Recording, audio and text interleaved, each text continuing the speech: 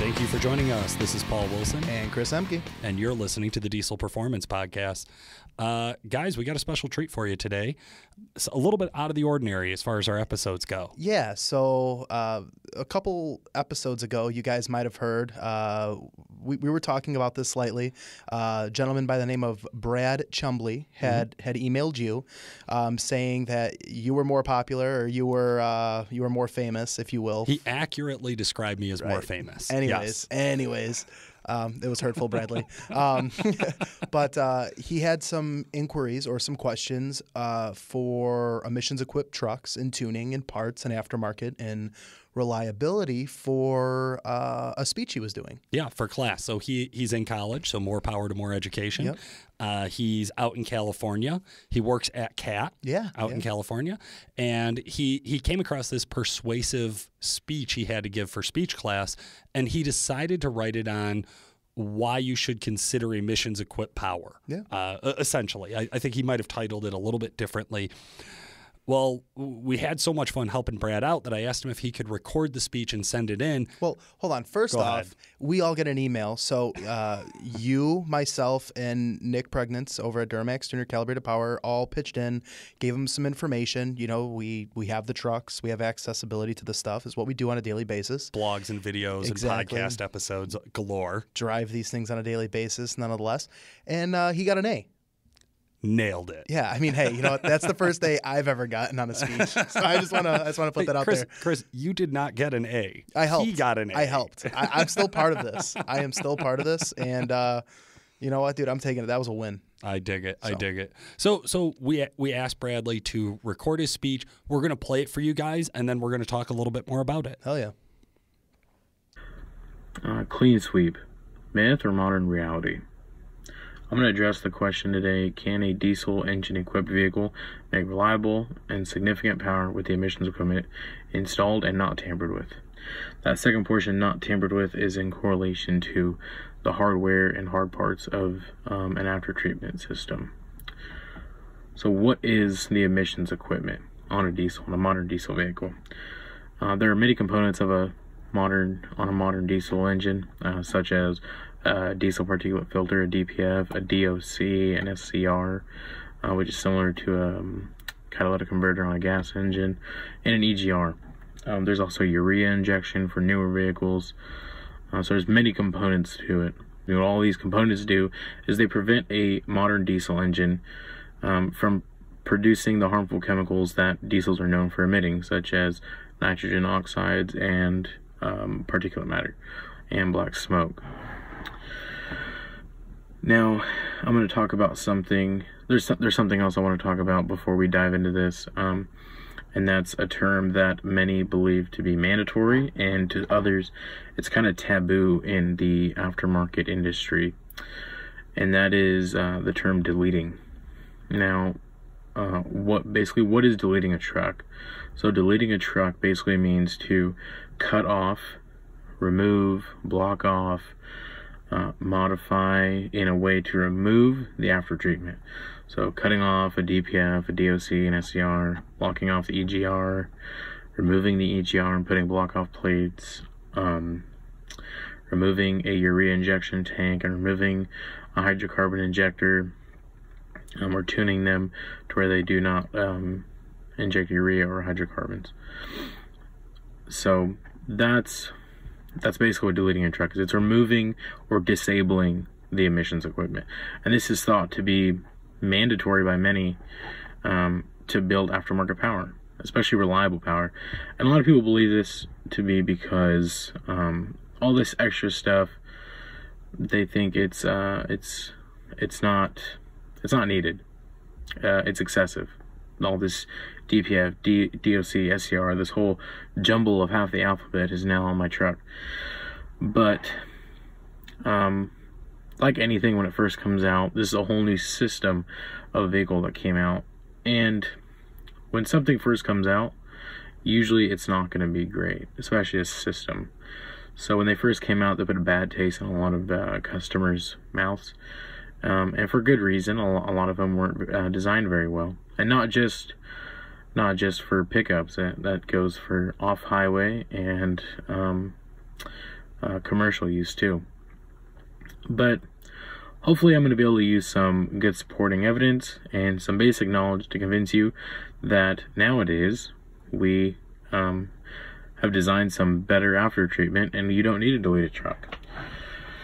So right about now you're probably wondering, well, why shouldn't I do it? That does sound like a whole lot of extra stuff on my truck that I don't want to deal with. Well, in my state, California, the act of deleting a vehicle isn't foolish, but it's also highly illegal.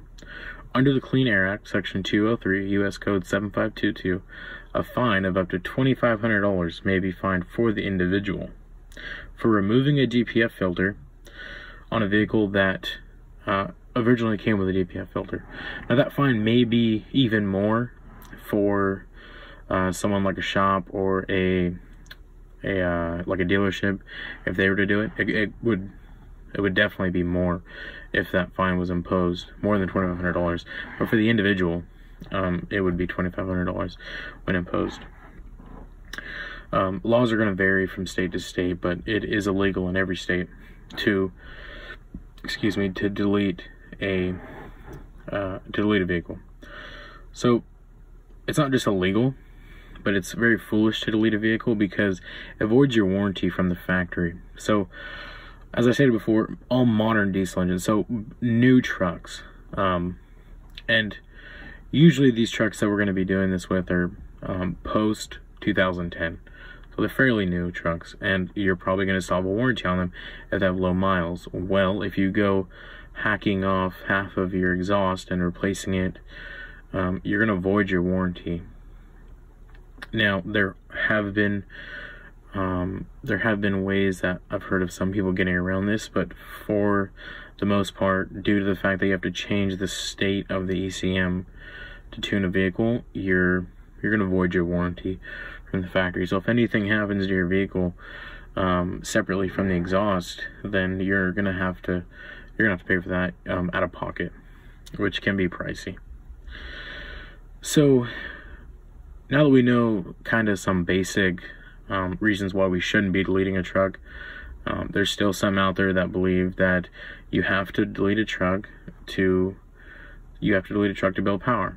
That it's simple as that. But that's not true. The term clean sweep refers to a truck that has been built to produce more power than stock and do so with all the emissions equipment intact.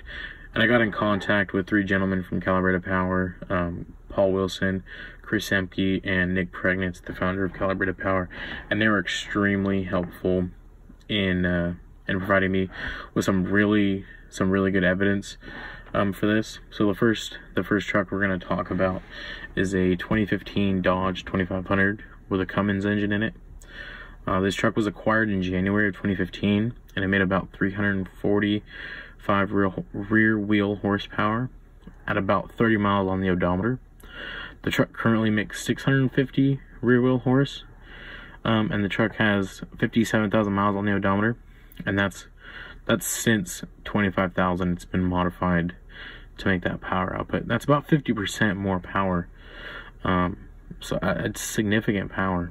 So this vehicle is equipped with all the typical modifications you would see a truck like this if it was deleted. It has those typical modifications, such as this vehicle is equipped with a second turbocharger, a larger injection pump, and an aftermarket lift pump, and a set of very well-built tunes that were designed by Mr. Pregnitz. But this vehicle has all the emissions equipment intact.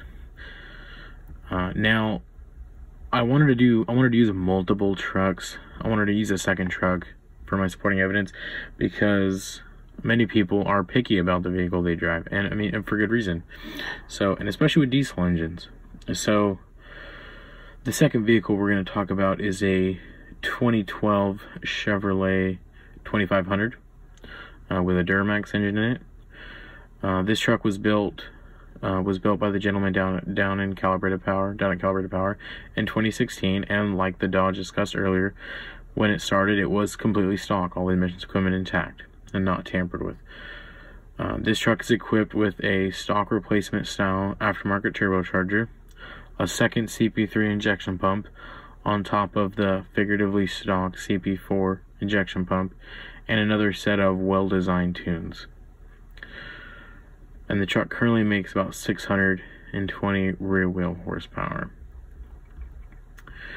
When I started this, I said that reliable and significant power.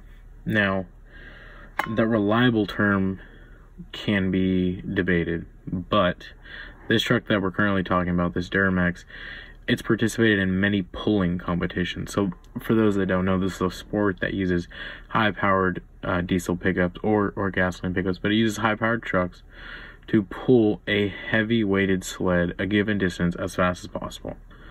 This truck's won multiple events, beating deleted trucks on multiple occasions. And these deleted trucks believed to be capable of making more power than more power than an emissions-equipped truck. Now, I also got together with, I talked to Mr. Pregnance, and he also talked about, at Calibrated Power, they are capable of operating off-highway equipment. So, as some of you know, I work for Caterpillar, and for example, we're gonna use a C7. So, you can have a C7 with a tune that's out of like a F650 or an F750. Well, that engine's rated for that power output, and they're going to have emissions equipment on it.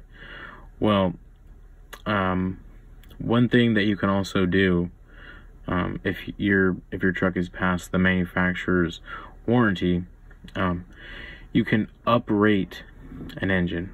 Now, obviously, I'm talking about a C7 out of a 750, but this also goes for C7s that are using equipment, like heavy equipment, like tractors. So they can uprate equipment. So for us that work at Caterpillar, we know about where a machine may be rated for different uses. So an engine that comes out of a fire truck is obviously going to be producing more power per stock than the truck coming out of a service truck, like the ones we use. So it is possible to build more power. You just have to access it, and you have to know how to access it. And this is one example that we see of Mr. Pregnance knowing how to access reliable and significant power. He can take an engine that may have been rated for a lower power output that was used in F750 or an F650, like a C7, and can uprate it to like a fire tune. That's slang for how we would turn it, and that can change the power output tremendously just by retuning it alone. That's not even changing any of the hard parts that you would usually change. So there's definitely power that can be accessed out of still emissions equipped vehicles, and that's a package. A fire engine package was an engine that was designed to run in a fire truck, so it would have been extremely reliable. So we've talked about some supporting evidence, and now we're going to talk about what benefits you have to keeping your emission system. So obviously we know that deleting a truck is illegal. We know that having a warranty is a good reason to keep your emissions intact. But another reason that I've seen personally from friends and from relatives as well is attention. It kind of sounds obvious, but a lot of us like to run dark tint, some of it not being legal where we're at. But tint's a minor ticket. A lot of us like to run wide tires with no mud flaps because they look silly. But that's a minor ticket. But if you have a brand new truck that from the dealership was very quiet because it had a lot of emissions equipment on it, and now you have it bellowing black smoke from the back and it's extremely loud, then you're basically making it obvious that you hacked off that DPF and you hacked off everything else. And so you're asking for that $2,500 ticket if you live down here in California, and you're also asking for that cop to write all those other tickets like tint and too wide of wheels and anything else you might be breaking. So it's something to think about. So in conclusion, hopefully this topic has been clearly identified as possible and plausible. I hope my supporting evidence and benefits have been enough to prove to you that not only can a diesel engine-equipped vehicle make reliable and significant power with the emissions equipment installed, but removing it or tampering with it is highly illegal and makes it extremely obvious that you may be breaking even more laws that, to be honest, is not worth the trouble. Thank you. All right, guys. So that was the persuasive speech from Bradley Chumbley on why emissions equipment does provide a sustainable and reliable, significant amount of power. Yeah. What'd you think, Chris? You know, it was good. You know, I had sent Bradley a bunch of information. You know, driving. You know, I have a twin turbo, the 2015 Ram. Mm-hmm. You know, we went into a little bit more in depth with fuel mileage, and we went into the drivability perspectives and things like that. But I mean, he touched on a lot of things that I deal with customers on a daily basis. Yeah. Why delete? Why do this? Why do that? What is a delete? What is the emissions? You know, how do we retain this? What am I looking at? That kind of thing. So. I did. I thought it was really cool that obviously in the beginning of the speech there, he started to break down why people want to delete. Let's call out what the problem is. Let's talk about it honestly. This is what's motivating people to look into the deletes. Yeah. And then he also addressed, like, being in California, I did not know individuals could get a $2,500 fine. Yeah. I know I've heard of some of that up in the Northeast, and I believe Nevada has adopted similar policies. But we're starting to see this more and more states, more and more counties are starting to add stricter and stricter enforcement because it's a moneymaker for that municipality or for that government agency. Yeah. So if the state can collect those dollars, why wouldn't they? Absolutely. So I thought that was really cool. Void's warranty. I get a lot of questions on this, Chris, dealing with the Facebook. So guys will say, well, doesn't any tuning void warranty? I mean, I hate to say that that's the gray area, but it is such a gray area. It's not even funny. Yeah. I mean, here's facts. I just lay it out there. You delete the truck, your warranty's done. Maybe you're that 1% of people that has a buddy who's tied into the dealer and they might be able to push stuff through. However, at the end of the day, if you have a catastrophic failure and they need to send your ECM in, you're screwed. Yeah. Okay. Now, the flip side of that, when we're talking tuning and things like what we do at Calibrated Power, with all of the tuners that we send out, you have the ability to return the truck back to stock. Right. Now, if you were to take the truck into the dealer with a stock file, and the dealer were to plug in, they don't see anything out of the ordinary. They generally will do whatever they have to do, right? Or they'll work with you.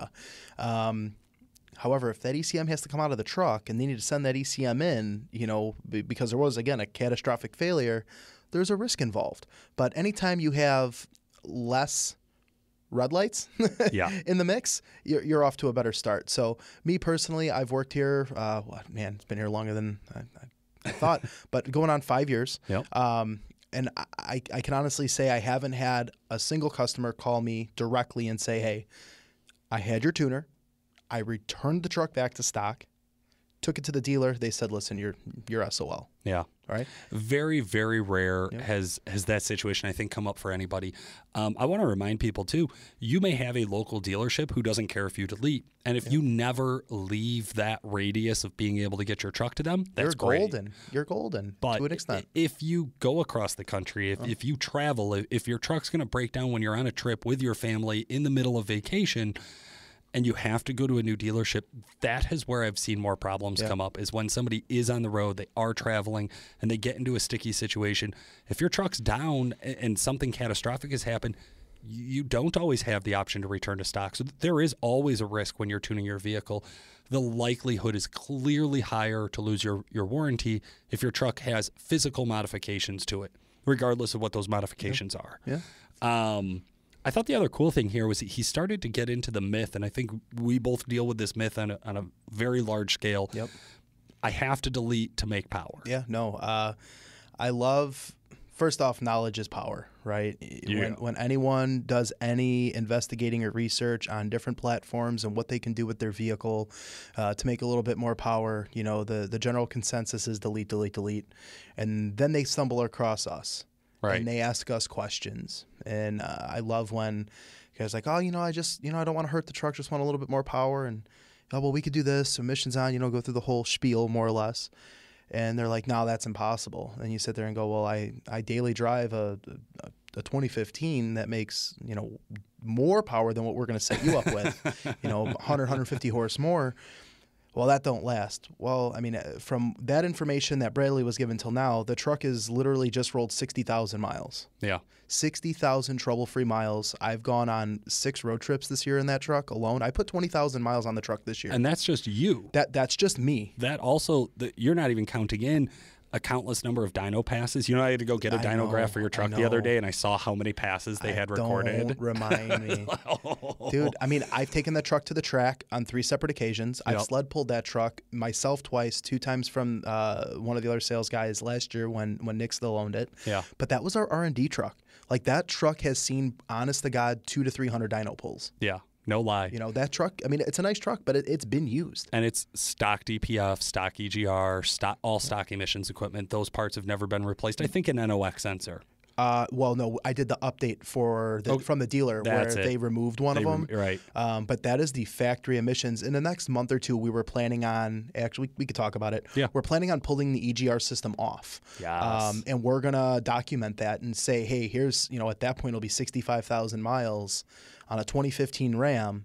Here you go in the flesh. This is what you to expect. With a late 20s, almost 30-year-old driving it like an asshole all the time. I mean, I drive it, yeah. Yeah. I mean, you drive aggressively. I do drive aggressively. Yes. I bought a boat this year, so I tow the boat. I've towed my car to and from the track. Is it a boat or a raft? It's a dense 5,000-pound boat. Right, but does it motorize it? Does it propel itself? Yeah, it does. Oh, okay. Yeah. Okay. I had that fixed. I bought it from our general manager. Cool. Right. He's not the best boat mechanic. He was like Gilligan and Skipper, man, let me tell you. But, you know, the truck does a lot of different things, and I use it on a daily basis, and it's never left me stranded, knock on wood. But, I mean, it's been a very reliable truck. And then we duplicated it once again with Clean Sweep. That was a truck a couple of years back we did over at the shop. Yeah, and there are some definite differences between those builds. What I think different dynamics is that 2012 Duramax.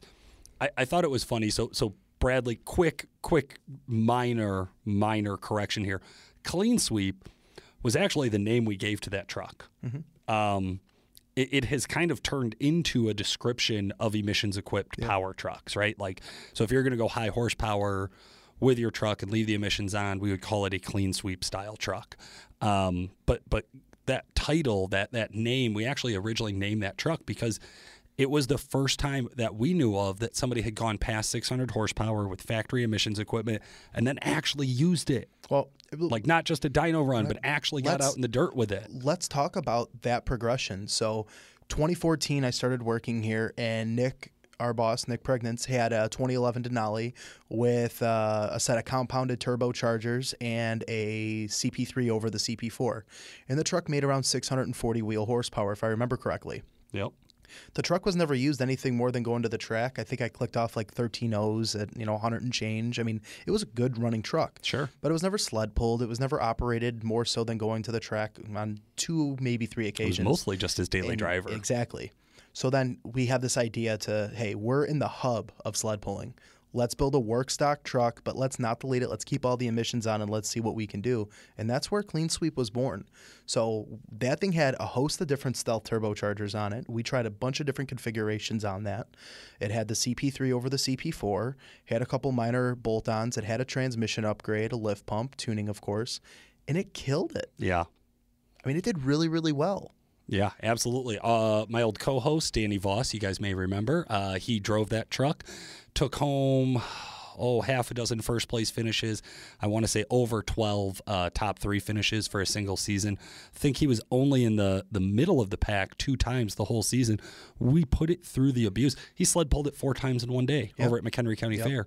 So when you get 4 hooks in a day and you're still able to drive the truck home every night. That truck was driven on, and the truck during the week, we took customers on test drives. We drove the truck. Absolutely. So it was a real world, really abused truck, and it lasted great. We got a wonderful Facebook Live video of the winter after that season where the EGR was pulled off, and we got to see inside the EGR. It's clean as a whistle, something that nobody believed. Everybody thought if you work a truck that hard, you go through regen that many times, you're going to smoke the EGR, you're going to smoke the DPF, urea's going to be pouring all over the inside of the cab, the whole thing's going to light on fire. We hear all sorts of nonsense. And the reality is, never happened. You have to understand the dynamic of the truck, right? When you go on Google and you type in failed EGR, or you get on one of these pages and you see these failed EGR systems, it's generally stemmed from a failed component. That's why they look so bad. All that carbon, oil, gunky buildup. You know, these are the guys that a couple hundred miles or a couple thousand miles or 10,000 miles later, their turbo finally let go. I'm sorry to tell you, man, but your turbo just didn't automatically fail. Your turbocharger's been using and spitting oil for some time. That oil was recirculating back into the system, mixing with the exhaust gases, causing that gunk to build up and build up and build up and build up. My favorite is when I used to get guys who are like, yeah, my EGR failed, so I had to replace it, so I threw on blocker plates, but now I got a boost leak in my intercooler. Yeah. Okay, well, no, it's not. Now you have it. You had the boost leak in your intercooler that caused your EGR to fail. Now that you finally diagnosed it, now you're fixing the problem. And your EGR failed because of the boost leak, and then the truck was running dirty, making the EGR work more aggressively, flowing more exhaust gases through in a dirtier fashion. And people always sit there like, you don't know what you're talking about. Well, you know what? That's fine. I'm not going to argue. But again, data and facts don't lie. And we have, I mean, granted, these are a couple trucks. We've had our hands in a couple other projects. Matt Rosenberg's twin turbo LML, Jason Worley's twin turbo LML. We have a handful of other trucks. We have a couple Fords at our shop. We have a couple other Rams at the shop, and we have a good amount of test trucks that we put miles on. And that's not even counting all the customers and endless numbers of customers. This is just the real world that it's our experience. Just our R&D here. Yep. So it's been really, really interesting. And I think that really hit home with me when he kind of talked about the reliability. Like, what does this look like? You know, how do you make these things last? It's the same with anything else, man. There is a difference of knowing your truck. How long did you let it sit and idle? Yep. If you let your truck idle for 30 minutes every morning and you have emissions equipment, that's a bad idea all the way around. Yep. There's a cold weather Diesel Insights video to plug Diesel Insights real quick. It's about to go live. Really letting your truck warm up for about 1 minute and then in easy throttle until your exhaust gas temperatures come up will net you better everything. Net you better miles per gallon, net you a longer lifespan out of your truck. It'll net you a lot of things. But you have to understand the equipment. You have to know what you have and know how to use it. If you only drive in town and short trip the truck, hey, man, you got to get out on the highway once in a while. Yep. That's just what it is. And another thing that I want to point on here is a lot of the guys with the newer trucks, yes, there's more moving parts. Okay, and this isn't an emissions debate or anything like that, but you start to run into these scenarios in a little bit different perspective. But let's take a guy with a low mileage LOI or LBZ Duramax. Mm-hmm. The few that are left. Right. 9 out of 10 times when I find that guy with a 70,000 to 80,000 mile truck, they mysteriously had to replace their VGT solenoid, right? Well, the truck's throwing, vane position codes, right? So it had to be the sensor. Well, come to find out, the truck sat for so long or it took so many short trips that the vanes on the exhaust are gunked up or they're starting to get stuck, right? So this driving the truck on the open road, this driving the truck, letting heat build up into the system isn't something that's just new because of the DPF, EGR, and SCR system. This is something that with the variable vane technology, ever since 04, 05, we had to start implementing into the drivability and the structure of how the truck's operated on a day-to-day. Would you rather lend your truck to a 16-year-old or let your truck sit for 16 weeks? I mean, when I was 16, my dad would give me his truck, so I'm going to have to practice that. You would lend it to the 16-year-old? Yeah, because he's going to beat the shit out of it, and he's going to clean it out. Here's the thing is I would rather have the 16-year-old go out there and beat the shit out of the truck than the truck sit for that many weeks on end not doing anything. Right. And that inactivity will kill your vehicle. That's just the truth of it. Okay, Bradley also took upon the topic of tractors, off-road equipment, cats. We deal with this stuff pretty heavily in the spring and the fall. Hey, maybe Bradley just wants to relocate and come work for us. I don't know, but he did a really good job explaining some of the tractor support. There's more to reference there than in the truck world because when a truck comes to market, it's 1 horsepower, right? It's 1 horsepower torque output, and that's that. In the tractor world, there's a lot of tractors within a series. And that series of tractors generally hosts the same engine, depending on the series, fuel system, air system, that kind of thing. There's groups. We've yet to come across a tractor where the drivetrain, powertrain setup, including axles, safety equipment, all of that, where it only fits one exact model. And you might find they stretch it out across a few models at the least. Some of them, like 9 liters, they'll stretch out 9 liters across like 30 different different models. No, and I mean, there's some where maybe halfway through the series they change up some of the driveline, or maybe halfway through the series they might change the fuel system and the air setup. Well, that's our job to know that and document that, which I think we've done a pretty good job of that thus far. But you're able to take a tractor, like Bradley was referring to, or some semi, whatever the case may be, and be able to do a successful uprate within torque limitations of what the factory would have offered with a tractor or a truck that's a little higher in that series itself. Yep. So for any of you tractor guys following along, just to put this in a really simple sentence, if you had a low model series, an 8230, and it was running a 9-liter, and we looked it up and we said, hey man, they're running that exact same tractor with a different number on it that's much higher, with more horsepower, what's the difference between them? And if the only thing that's different between them is the tuning calibration on the ECU, we can change that. That change, we call it an uprate. And that uprate is significantly cheaper and much better of an investment than getting rid of that tractor and buying another tractor that might have been higher in the series. Yeah. And that's where I start. Don't trade in, tune up. I have two types of book of business when it comes to this stuff. I have the comebacks, right? The guys that we did a tractor a year or two ago or a combine, and they want to either do another piece on the farm, or the guy that either it's a referral or they saw a video and they're in the market for a tractor, right? And they're looking at that 8345R and like, hey, you can get into whatever the case may be, an 8330R or whatever the case may be, right? Yeah. Don't claim or quote me on that, but depending on where that tractor lies, they could save $30,000, $40,000, $50,000, $60,000. Yeah. And for a couple grand, we could just uprate it and then give them options of uprates. So maybe they don't need 50 horse. Maybe they need 25 or 30. Maybe they just need that little bit more torque in the mid-range. Who knows? Right. So, it's really cool. And again, the way Bradley explained that, it was simplistic to the point, but just in depth enough to where, like someone like myself, I could comprehend everything he was saying. So, I dig it. So I thought he did a really good job hopefully persuading somebody to keep the DPF. Guys, I'd love to get some more feedback on this show. This is the first time we've had a listener record an entire segment by themselves. Yeah. If you're a listener and you're like, hey, man, I got a response to that, or if you have something else and you would like to be featured on our show, we're going to open up that invitation to you. Please get a really good audio recording. Email it over to me. That's paul@duramaxtuner.com. The more popular one? Share it. Yeah, the more famous one. Let's use the right words. Oh, yeah. And that's why you're second. Man. Well, my email's jacked up, man. That's all it is. So that's paul@duramaxtuner.com. Send me a soundbite. You can share a Dropbox link, an iCloud link, Google Drive link. I'll click on all that. I'm not worried about viruses.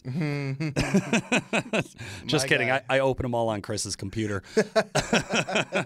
That's true. If you have product-related questions about anything from Duramax Tuner or Calibrated Power, or just general questions about your truck and diesel performance, you probably want to shoot those over to Chris. Yeah, that is C as in Charlie and then Emke, which is kind of a funny name. It's CEHMKE at DuramaxTuner.com. And the one thing I want to point out, guys, with all due respect, if you are going to email me, I consider it like a blind email. Just let me know you listen to the podcast ahead of time, because then I get frustrated because I'm trying to figure out where I talked to you prior, and then I don't know what the hell's going on. Did I meet this guy at the Thoroughbred show? Yeah, exactly. I don't know. So just say, hey, listen to the podcast, had a question. If you can start it off that way, I'm going to have a lot better perspective on how to handle that email or to handle a follow-up in any way. God, you're so needy. I'm just saying, it's just, man, I'm lucky my head's attached to me, man. Let me tell you. There's not enough hours in the day sometimes. Awesome. Well, listeners, that's been it for today. Next week, we will be back at you with another episode broken into our standard kind of 5 segments. Yeah. We'll have a new not true story for you to listen to as well, and we'll talk more about it then. Thanks for listening. This has been Paul Wilson. And Chris Emke. Have a great night. The Diesel Performance Podcast is brought to you by Calibrated Power Solutions, home of DuramaxTuner.com. Calibrated Power develops emissions-equipped calibrations for a wide variety of diesel powertrains, including the Duramax, Cummins, PowerStroke, John Deere, Case, New Holland, and many more. For more information and great customer service, check out calibratedpower.com or call 815-568-7920. That's 815-568-7920. He accurately described me as more famous. Anyways.